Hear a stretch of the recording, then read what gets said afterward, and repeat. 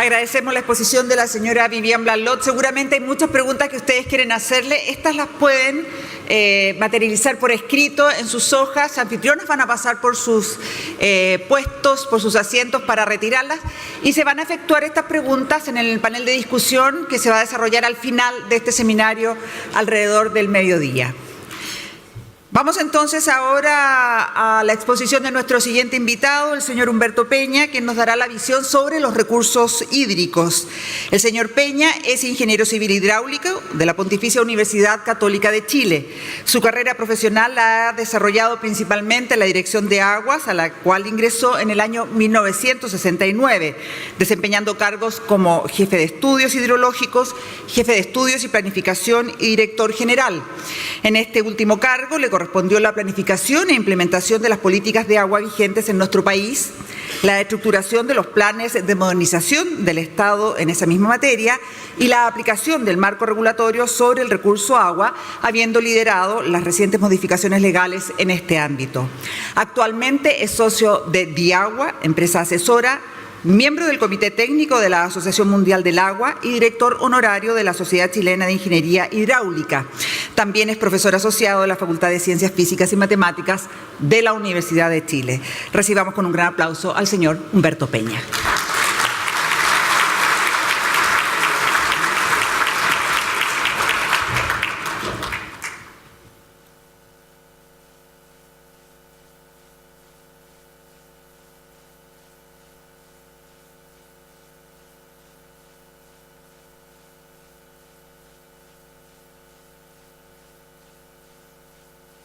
Muy buenos días.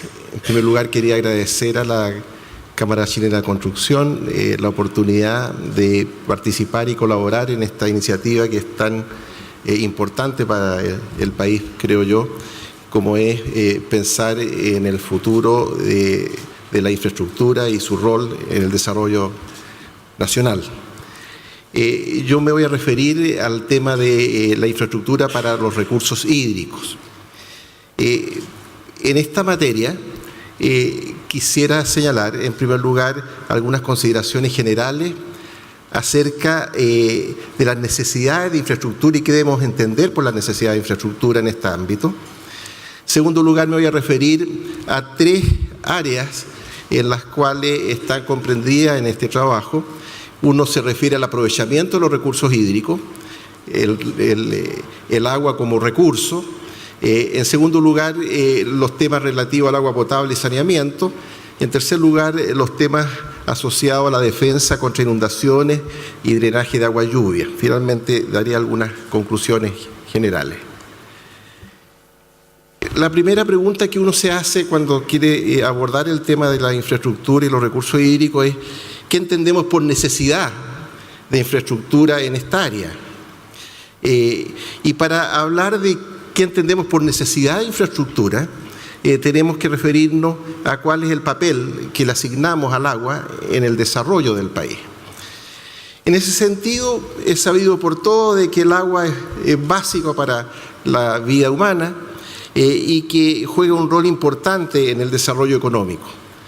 Sin embargo, no es fácil ni se ha logrado tener una relación que muestre con claridad cuál es la relación entre los recursos hídricos y la disponibilidad de recursos hídricos y desarrollo económico. Los estudios que se han hecho al respecto no muestran resultados claros, pero lo que sí es claro es que hay naciones en las cuales el recurso hídrico es un elemento que potencia el desarrollo, y hay otras naciones en las cuales se señala que son rehenes de la escasez de agua.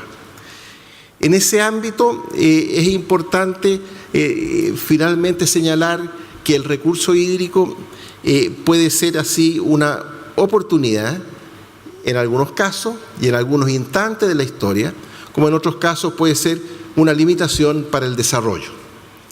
Esto dependiendo del contexto histórico y de múltiples factores que condicionan el rol que juega el recurso hídrico dentro de cada país. Así, por ejemplo, en el caso de Chile, durante el siglo XIX, el recurso hídrico fue claramente una oportunidad. Si uno mira con detención el crecimiento económico del país durante el siglo XIX, va a ver de que la agricultura, primero la agricultura de exportación, triguera, y después la agricultura que permitió la alimentación de todo el desarrollo salitrero y el traslado hacia esa zona de enormes cantidades de población, fue guiada, fue asociada al desarrollo de la infraestructura hidráulica que permitió el crecimiento de las zonas agrícolas. Hay una relación directa entre lo que es el PIB agrícola del siglo XIX y el desarrollo de nuevas tierras regadas. Ese fue un periodo de oportunidad. En el caso de hoy, veremos que en algunas zonas puede ser oportunidad, pero en otras también es una limitación. Ahora bien, si uno analiza el tema del desarrollo económico de los países que hoy día están en un nivel alto de desarrollo, va a poder apreciar de que todos ellos desarrollaron en un instante de su historia un gran stock de infraestructura hídrica, un stock de gran magnitud. Posteriormente, esos países que se desarrollaron han ido disminuyendo esta énfasis en el desarrollo de infraestructura y ha ido evolucionando hacia un mayor énfasis en los aspectos de gestión. Sin embargo, esta materia, que es variable y que depende de la historia y el contexto de cada país, realmente es una situación en la cual tenemos que analizar en detalle para ver en qué punto de esa situación nos encontramos. Acá ustedes pueden ver alguna información sobre la capacidad de almacenamiento de recursos hídricos por habitante para distintos países. Y pueden ver que la columna grande, la más alta, nos está dando la situación en Norteamérica, básicamente Estados Unidos, y está informando acerca de la capacidad de almacenamiento de agua que hay en los embalses en países como Estados Unidos, el caso mayor, digamos. En ese caso llegamos a valores de 6.000 metros cúbicos habitante año. Habitantes, ¿no? Y podemos ver situaciones cómo va declinando en otros países, y eso está reflejando el tremendo esfuerzo que hizo en el caso de Estados Unidos por desarrollar su infraestructura hidráulica en ciertos estados de su desarrollo.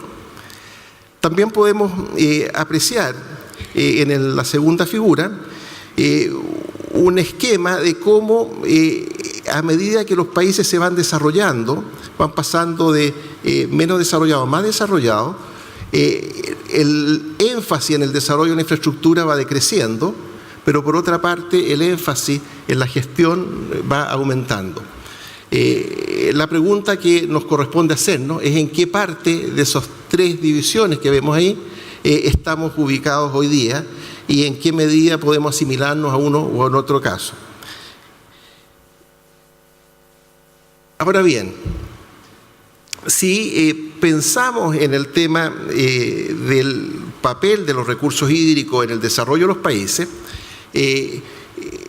llegamos a la conclusión de que el gran objetivo estratégico que se plantea en la actualidad para los distintos países es alcanzar niveles adecuados de seguridad hídrica, que de alguna manera es el concepto que sintetiza el objetivo estratégico que se plantea a nivel mundial y en los distintos países. Esa seguridad hídrica está definida como la existencia de un nivel aceptable de cantidad y calidad de agua para la salud, la subsistencia, los ecosistemas y la producción, junto con un nivel aceptable de riesgos para las personas, el medio ambiente y la economía asociados al agua. En definitiva, acá estamos hablando de la necesidad de tener una disponibilidad de recursos hídricos para desarrollar la actividad y que esa disponibilidad se dé en condiciones de un riesgo aceptable. Ahora bien, si pasamos de este concepto de seguridad hídrica a la necesidad de infraestructura, conviene ver algunas implicancias que tiene este concepto en relativo al tema de la infraestructura. En primer lugar, vemos que es necesario definir un nivel de riesgo aceptable. Esto es todo un tema muy complejo, porque involucra decisiones de la mayor importancia a nivel de las políticas públicas de los países. ¿Cuánto riesgo estamos dispuestos a aceptar para tener una falla dentro de un sistema de abastecimiento de agua a la población? Probablemente sea prácticamente cero. ¿Cuánto riesgo está en condiciones de asumir la agricultura en cuanto a déficit de recursos hídricos? Son preguntas que tienen como correlación, a su vez, cuánto estamos dispuestos a invertir en disminuir ese riesgo. De modo tal que la definición de la infraestructura pasa necesariamente por la definición de cuánto riesgo estamos en condiciones de aceptar. Segundo lugar, señalaba que el desarrollo de los recursos hídricos supone un balance entre lo que es infraestructura y lo que es gestión. Y ahí viene una segunda pregunta que necesariamente debemos hacernos, es cuánto de los problemas de agua que tenemos tienen relación con gestión y cuánto de los problemas tienen relación con infraestructura. Son dos temas absolutamente ligados unos con el otro. En tercer lugar, creo que es importante enfatizar de que el tema de las necesidades de infraestructura para dar una determinada seguridad hídrica se relaciona directamente con las condiciones locales que se dan en cada uno de los países. Obviamente los temas de inundaciones en un país tropical es muy distinto a lo que podemos tener en un país como el nuestro.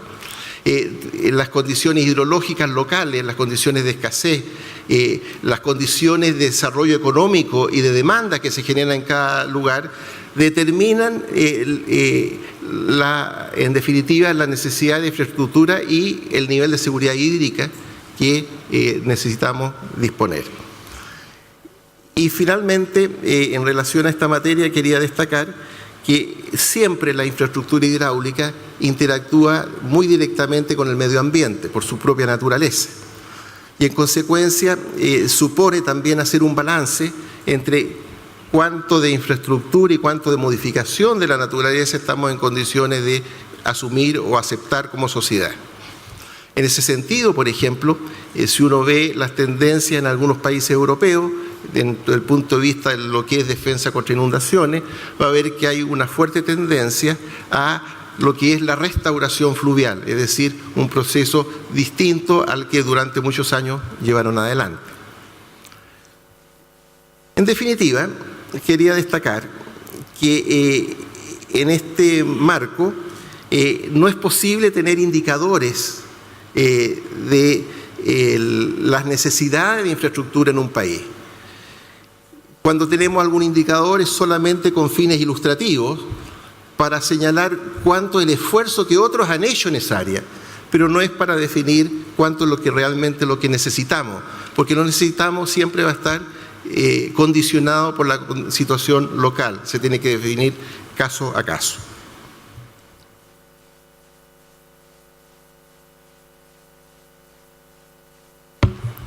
Ahora bien, veamos el tema de la infraestructura y seguridad hídrica en las tres áreas que le había mencionado anteriormente. La primera de ellas se refiere al aprovechamiento de los recursos hídricos. En este caso, el aprovechamiento de los recursos hídricos depende, y la seguridad hídrica del aprovechamiento de los recursos hídricos depende, por una parte, de la disponibilidad de recursos hídricos, por otra parte, de las demandas actuales y futuras, cuestión que está muy ligada a la dinámica económica que está detrás de ello, a la infraestructura que hay disponible y a la gestión. Vamos a mencionar en primer lugar cuál es la situación de disponibilidad de recursos hídricos en el país. Y si ustedes pueden ver en esa figura, seguramente no van a ver mucho, pero yo les voy a contar de que nos está mostrando que hasta la sexta región del país, la disponibilidad de agua por habitante, hasta la región metropolitana, en verdad, es prácticamente siempre menor de 1.000 metros cúbicos habitante año, cuestión que es extremadamente baja dentro del contexto mundial. Nos habla de una situación de clara escasez o de clara limitación de recursos hídricos. Entre la sexta región y la novena región pasamos ya no de 1.000, sino de 6.000 metros cúbicos habitante año hasta valores del orden de 10.000 y más, ¿ya?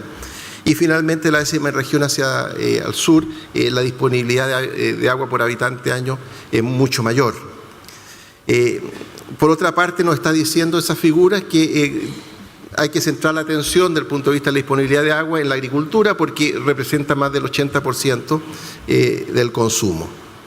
Ahora, si vemos esa figura, apreciamos que la zona norte y central, esta situación de escasez se traduce en la práctica que en la actualidad no se constituyen nuevos derechos de agua consultivo, que desde el Rapel al norte no se da excedente de aguas seguros en el sentido de que durante situaciones de sequía llegue agua siquiera al mar. En otras palabras, durante estos periodos de sequía, el total de las aguas del Rapel al norte se están utilizando. Finalmente quería señalar de que toda esta situación es además más compleja, considerando que los análisis que se hacen acerca del cambio climático muestran dos cosas: una probable disminución significativa de los recursos hídricos entre la cuarta y la décima regiones, ¿ya? Y en segundo lugar, que la distribución temporal del recurso hídrico va a ser especialmente desfavorable, considerando que disminuyen los caudales del periodo de verano y otoño y aumentan los caudales de primavera y de invierno, debido a los cambios que se generan en la línea de nieve, en la cordillera, de modo que vamos a tener menos nieve y en consecuencia vamos a tener más agua de invierno, pero menos agua de verano y otoño, que es cuando las demandas agrícolas se incrementan. Ahora, desde el punto de vista de las demandas, podemos ver qué es lo que está pasando en la realidad y vemos que desde el punto de vista del uso doméstico hay un incremento moderado del orden del 2% al año, con algunas excepciones, obviamente, que en algunos puntos de la costa donde hay desarrollo de balneario y actividades de ese tipo, la situación no es lo mismo, pero en general es del orden del 2%. Por otra parte, desde el punto de vista del riego, vemos una situación bastante compleja. A pesar del desarrollo que ha tenido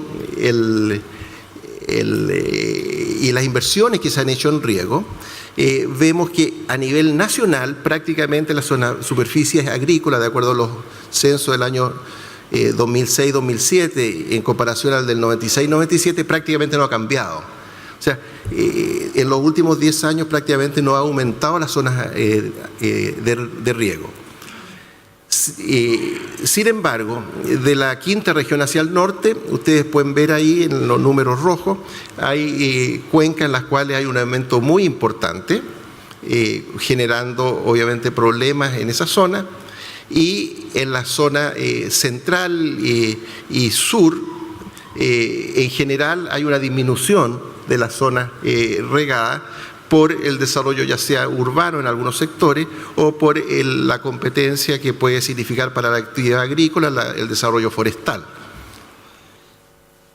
La minería, que ha aumentado importantemente sus demandas, la verdad que en el sistema, y pensando en los términos futuros, no tiene mucha incidencia considerando que está recurriendo a otras fuentes de agua. En la actualidad, más de 2 metros cúbicos por segundo ya de agua se utiliza por desalinización o agua salada. Hay en desarrollo del orden de 4 o 5 metros cúbicos por segundo adicionales de abastecimiento de la minería en esa línea. Y hay estudios hasta por 7 metros cúbicos adicionales. Es decir, la minería prácticamente se ha ido definitivamente a abastecerse con esta fuente.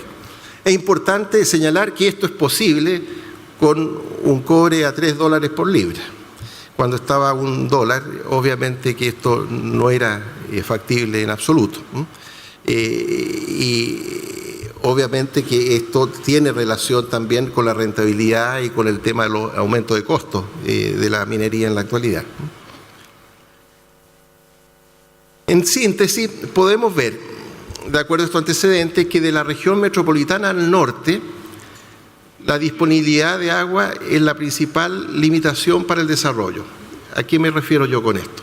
Me refiero de que no es posible incrementar nuevas demandas sin dejar de o reducir el aprovechamiento de agua en otro tipo de usos. Prácticamente la totalidad de los recursos hídricos se están utilizando en toda esta zona y los recursos que no se utilizan son muy menores, marginales, visto en un contexto más general. Hay cuencas que tienen problemas de vulnerabilidad frente a sequía, como lo estamos viendo en estos días, y situaciones también de problemas de sustentabilidad de su desarrollo, dado que las demandas superan las posibilidades de las cuencas. Como vamos a ver más adelante, el desarrollo de infraestructura de regulación en esta zona prácticamente llega a valores muy próximos al máximo técnicamente posible. Entre la sexta y la novena región la situación es distinta. Hay problemas locales, hay problemas de oportunidad, pero es posible pensar que con una gestión adecuada y con una infraestructura adecuada debiera haber un desarrollo sin restricciones. Si uno hace el análisis y evalúa y hace los balances correspondientes, llega a la conclusión de que hay recurso hídrico disponible, se va a poder desarrollar todas las demandas que sean necesarias. Sin embargo, eso no excluye de que sea necesario acomodar la infraestructura, desarrollar nueva infraestructura, como vamos a ver a continuación, o mejorar ciertos aspectos de gestión. En la 10ª región al sur hay abundancia de recursos hídricos, esto sin considerar los temas de hidroelectricidad que planteaba Vivian en la presentación anterior. Si vemos la situación de regulación, de almacenamiento de recursos hídricos, de regulación de los recursos hídricos, qué capacidad de almacenamiento tenemos, podemos reflejarlo a nivel internacional en esta figura.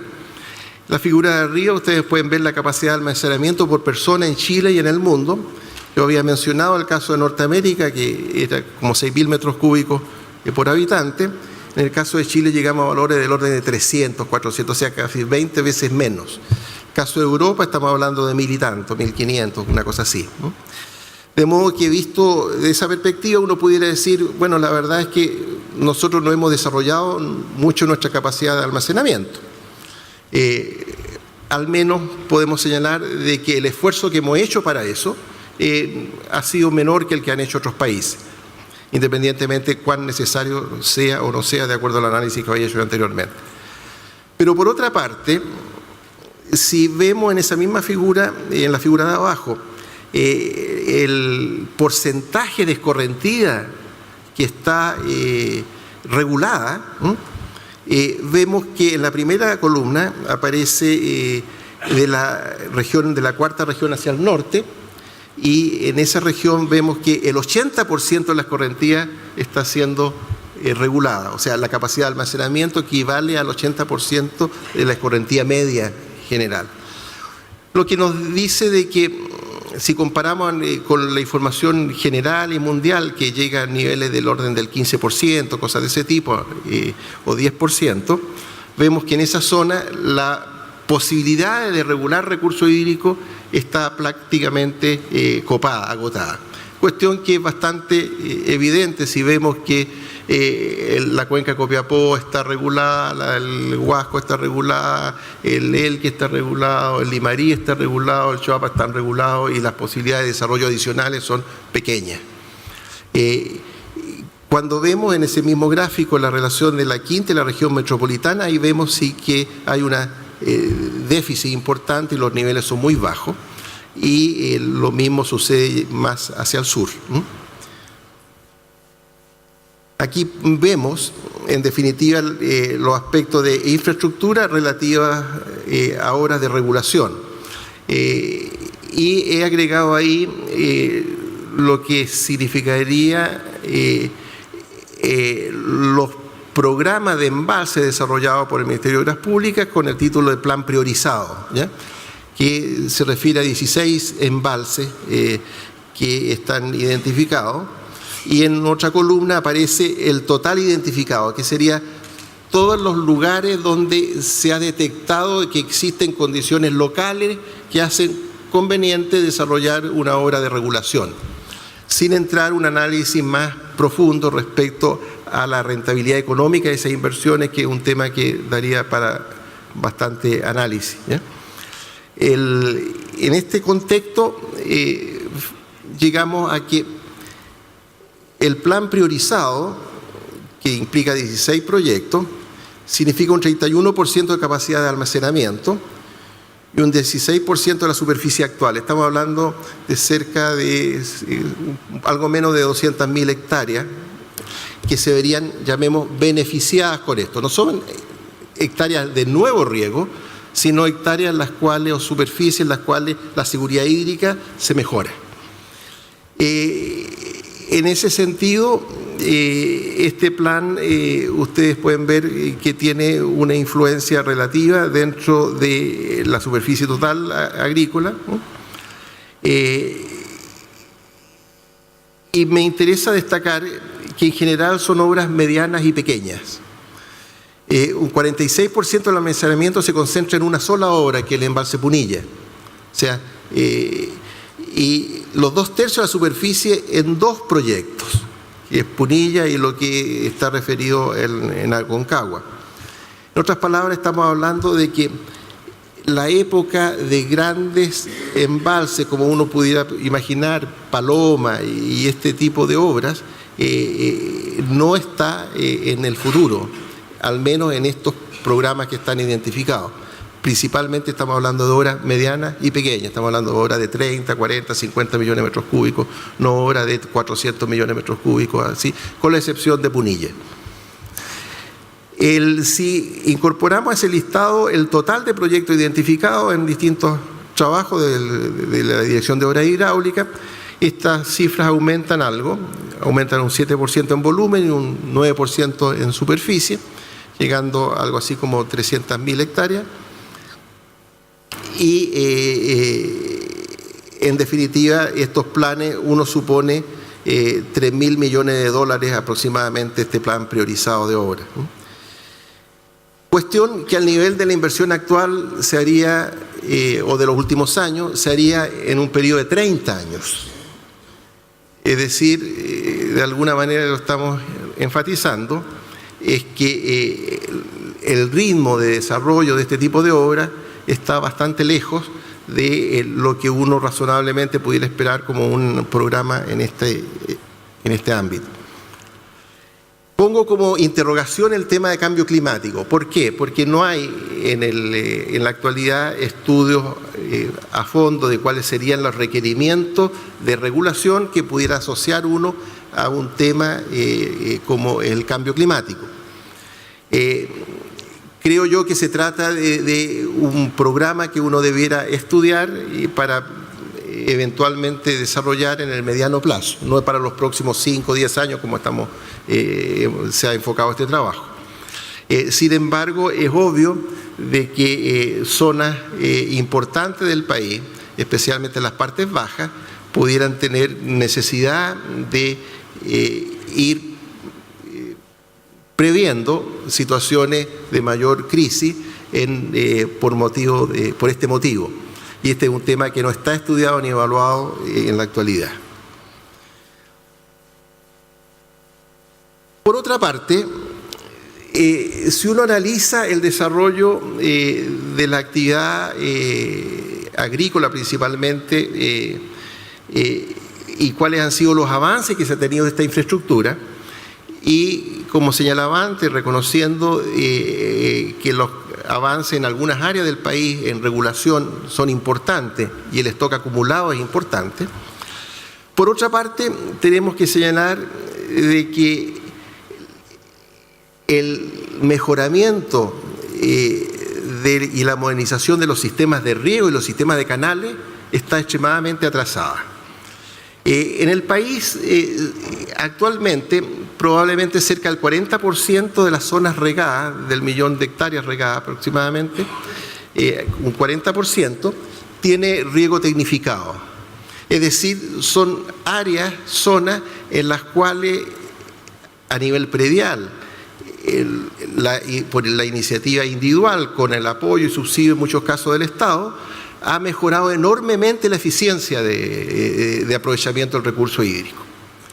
Tenemos que a nivel de las grandes obras, de estos embalses. En algunas zonas se han desarrollado también, como señalaba anteriormente.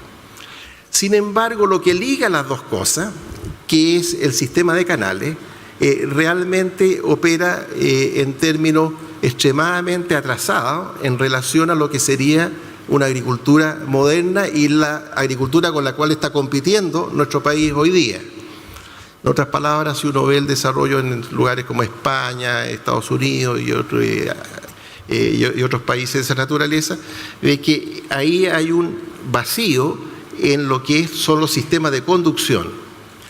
Esto es importante porque es una contribución que pudiera ser el desarrollo de la infraestructura a la sustentabilidad de muchos sistemas y en aquellas zonas en las cuales es especialmente crítico el tema del recurso hídrico. Cuando uno habla de modernización de los sistemas de distribución, de los sistemas de canales, está pensando en los temas de automatización, en temas de entrega de acuerdo a demanda. Actualmente se entrega de acuerdo a los derechos en términos de porcentuales, cuestión que establece una rigidez que si uno lo adaptara directamente a la demanda podría tener mayores eficiencias a nivel del sistema, no exclusivamente a nivel de cada predio, porque estos sistemas además permiten ahorro de energía, porque puede distribuir en presión, hay enormes ventajas. Y la impresión entonces que uno tiene es que este es un área en la cual está atrasado el país, ¿ya? Evaluaciones locales en esta materia son favorables, no hay estudios a nivel nacional completo, pero es evidente que debiera ser un área que se debiera desarrollar en los próximos años. De modo que en el trabajo se propone abordar esto en el periodo del próximo 10 años en un orden de unas 300.000 hectáreas que equivalen más o menos a las que hoy día ya tienen riego tecnificado y que esto implica inversiones del orden de $90 millones al año pensando en un tema y una estrategia de ese tipo, de modo que pudiera realmente nuestra agricultura estar en este estándar de manejo del recurso hídrico que están teniendo los países competidores en el mercado internacional. Bien, respecto de el segunda área que mencionaba yo, de agua potable y saneamiento, aquí debemos distinguir entre lo que son las zonas urbanas y el sector rural. En las zonas urbanas, prácticamente hoy día en las distintas aspectos que es abastecimiento, cobertura de abastecimiento, de alcantarillado, de tratamiento de agua servida, se ha llegado a un 100% prácticamente. Y esto, desde el punto de vista de la infraestructura, significa una cuestión muy importante, es que se ha terminado un ciclo de grandes inversiones asociada al obtener este stock de infraestructura para el desarrollo del país en esta área. De modo tal que los planes de inversión que aparecen, aun cuando las cifras no son excesivamente concluyentes en muchos sentidos, pero los planes de inversión que están previstas dentro de los marcos de la Superintendencia de Servicios Sanitarios disminuyen radicalmente en el futuro y llegan a valores menores incluso del 20% de las inversiones de los quinquenios anteriores.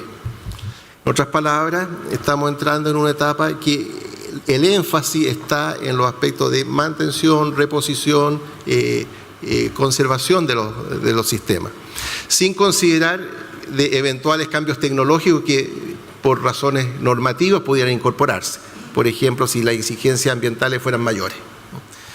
Ahora bien, en ese sentido resulta un punto que ha sido preocupación el nivel de pérdidas que existen en las redes de agua potable en la actualidad. Y la pregunta acerca si los niveles de inversión en reposición son adecuados. En la actualidad las pérdidas totales llegan al 35% de acuerdo al informe de la Superintendencia, de los cuales se estima que más o menos el 25% corresponde a pérdidas físicas, el resto es aguas no facturadas por distintos motivos, de distintas situaciones.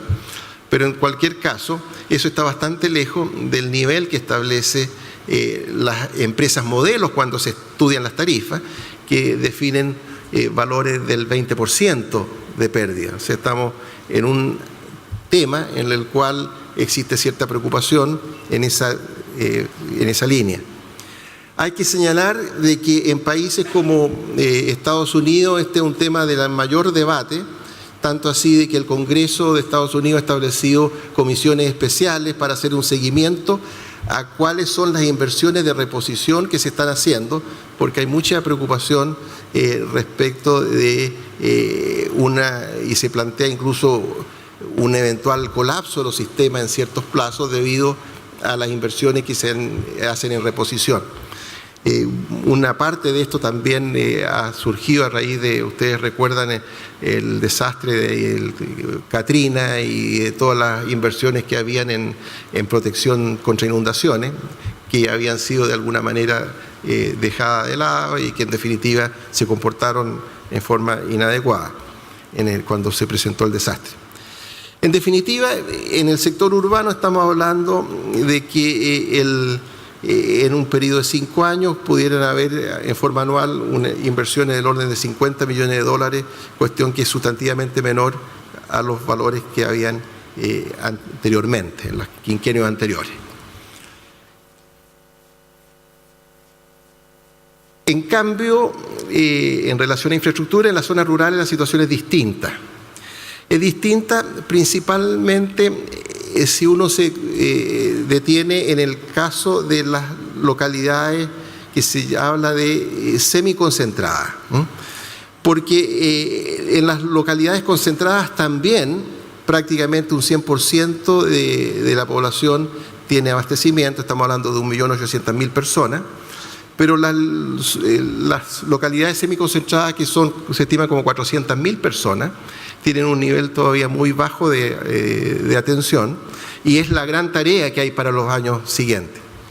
Y asociado a esto está el tema de lo que debiera ser recolección de agua servida y tratamiento, que actualmente es completamente insuficiente, que llega al 12% según estimaciones de lo existente. Entonces, la gran tarea que está por delante tiene que ver con dar abastecimiento a esos sectores concentrados, semiconcentrados, dar atención a los temas de tratamiento y recolección de agua servida en los lugares donde se justifica, que obviamente no es todo, y por otra parte atender a la expansión de algunos de los sistemas que hoy día existen, que ha aumentado la población y que son insuficientes. En este contexto se han determinado distintas inversiones que se requieren para estos propósitos y se llega a valores de inversión anual del orden de $240 millones anual, lo que es aproximadamente un 60 o un 70% más de lo que se está invirtiendo en la actualidad. En la actualidad el Ministerio de Obras Públicas invierte del orden de $100 millones al año, y hay como 50% de aportes de otras fuentes, que son fondos regionales y otras instituciones. Respecto a la tercera área de infraestructura relativa a recursos hídricos que está en el trabajo, se puede señalar lo siguiente. Se refiere esta área a la defensa contra inundaciones y aguas lluvias, ¿sí?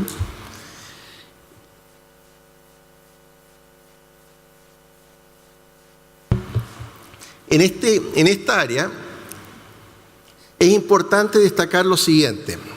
En primer lugar, tiene una muy estrecha relación con medidas no estructurales y el tema de la planificación y ordenamiento territorial.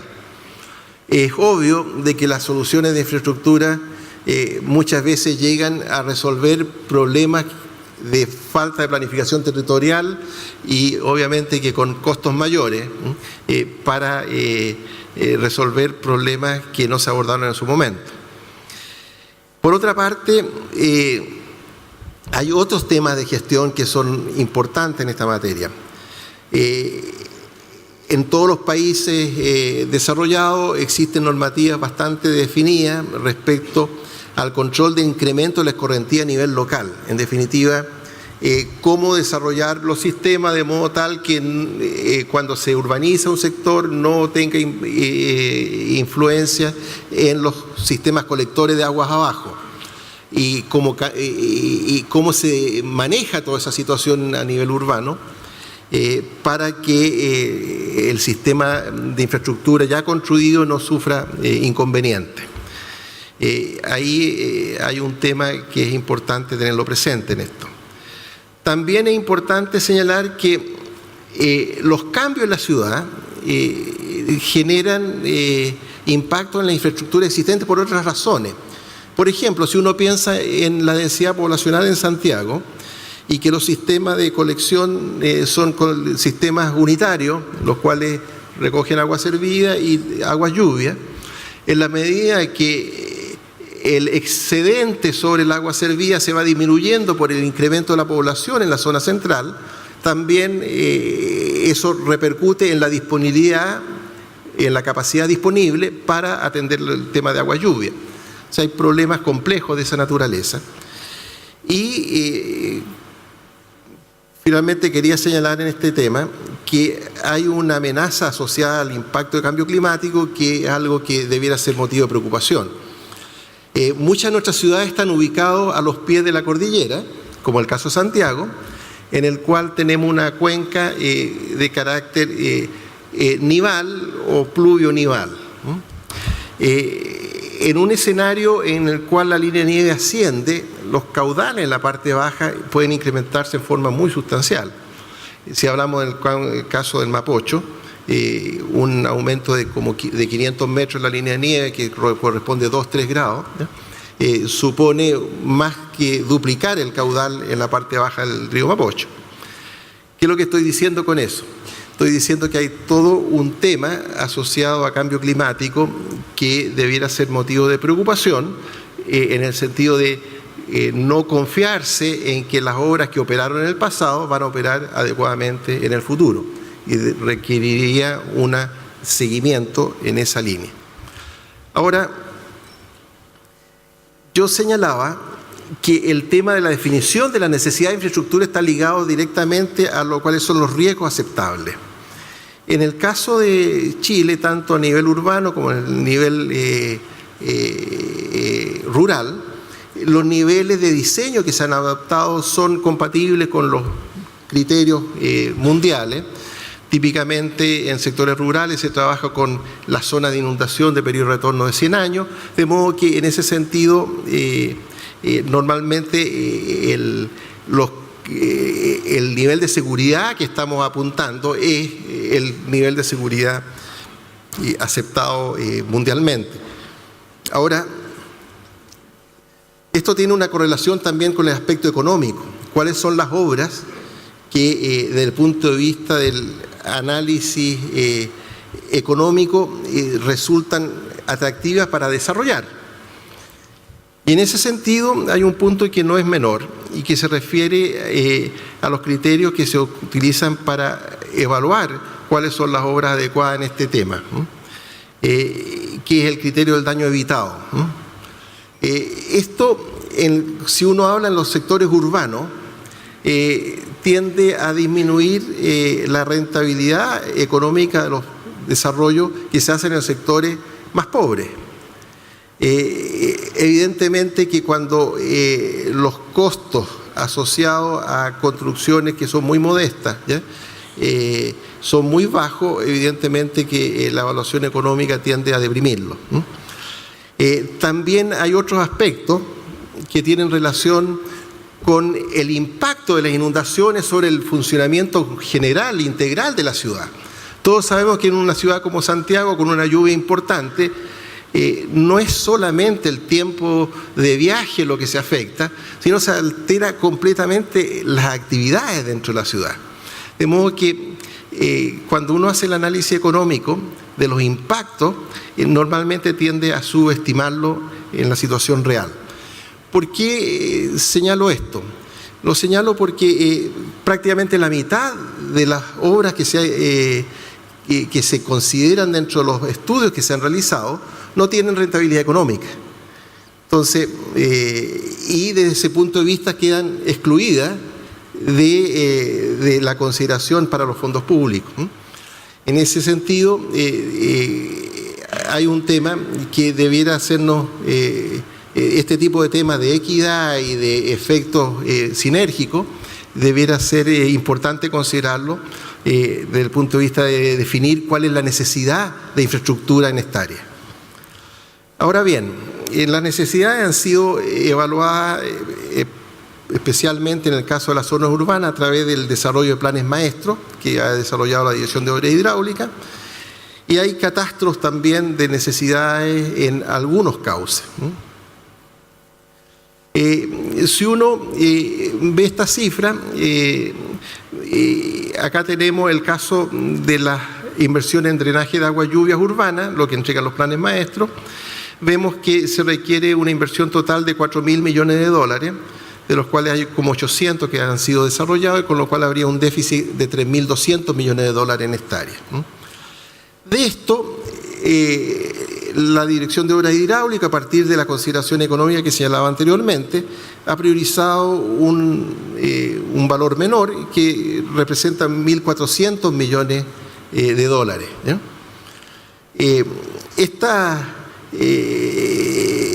En el estudio se plantea de que el objetivo real debiera ser llegar al cubrir el déficit total, sin este tema de esta consideración económica, por lo que señalaba anteriormente. En definitiva, estos requerimientos, si uno quiere lograr cubrir lo que se ha definido como prioridad por la parte de la Dirección de Obras Hidráulicas en 10 años, llega a un requerimiento de 140 millones de dólares al año, lo cual contrasta con algo así como 60 millones de dólares al año, que es lo que se invierte en la actualidad. En otras palabras, se requiere más que duplicar esto si queremos en un plazo de unos 10 años tener una condición mínima de seguridad en nuestras ciudades, considerando exclusivamente el tema de lo que está priorizado. Y para el total estamos hablando de un periodo de 22 años. Ahora, en relación a defensa fluvial y control de aluviones, la verdad es que la información es escasa y obsoleta, porque además es una información que va cambiando y hay que actualizarla, dado el desarrollo que tienen los sectores ribereños en cada uno de los cauces. Y en definitiva, hay una estimación que hemos hecho que conduce a una inversión anual de 40 millones de dólares, que es similar a lo que se desarrolla prácticamente en la actualidad. En definitiva, si consideramos el conjunto de estos requerimientos, podemos señalar que la necesidad de infraestructura hidráulica en los 5 años próximos es del orden de un poco menos de 4.000 millones de dólares. Hablamos de 3.650 millones de dólares. Cuestión que duplica los niveles de inversión actuales si no se considera el tema que se señalaba del agua potable y saneamiento en zonas urbanas. Ahora, en relación a la infraestructura para la gestión de los recursos, la posibilidad de aumentar la capacidad de regulación es limitada, por lo que señalaba antes, especialmente en algunas zonas, y pensando que se trata de embalses menores y desde el punto de vista de los volúmenes no influyen en forma muy importante, especialmente en las zonas que tienen situaciones más críticas. Sin embargo, por otra parte, existe un atraso considerable en la modernización de los sistemas de conducción, tal como les señalaba. En el sector sanitario urbano se observa el fin de un ciclo de grandes inversiones que permitieron alcanzar coberturas del 100% en los distintos aspectos del tema. Por otra parte, en agua potable rural, el desafío es cubrir el déficit de abastecimiento en localidades semiconcentradas, que son del orden de 400.000 personas, y el importante déficit en saneamiento. Finalmente, es claro que existe un gran retraso en infraestructura para el control de inundaciones, en especial en las zonas urbanas. Finalmente, tienen un resumen que en el cual se llega a los valores de 3.650 millones de dólares al año, y en el cual se destaca lo que había mencionado recientemente. Muchas gracias.